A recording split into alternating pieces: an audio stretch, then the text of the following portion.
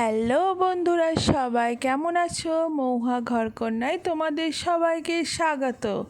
আজকে আমি ওলের চাটনি করেছি। কিভাবে করলাম দেখো, আমি ফার্স্টবার করলাম, মা আমাকে শিখিয়ে দিল আর মা কাছে বসে বসে বলে দিল আর আমি সেভাবেই করলাম। আর কিভাবে করেছি তাই তোমাদের সঙ্গে শেয়ার করলাম।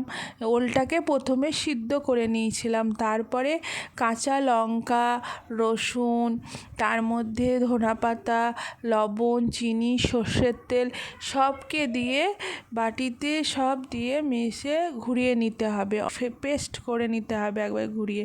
তারপরে লেবুর রসটাকে গেলে দিতে হবে, কারণ তোমাকে আর বাইরে বারবার সেটাকে করতে হবে না, ওই ঘোরার সময়ই দিয়ে দিবা লেবুর রসটা, নিয়ে ভালোভাবে হয়ে যাবে।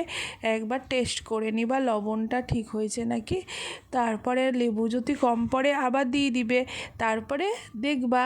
আর হেভি হেভি খেতে লাগে এটা, তুমি ভাতে খাও, রুটিতে খাও, খুবই টেস্টি। একবার করে খাও সবাই, আর ভালো থেকো, সুস্থ থেকো, বাই বাই।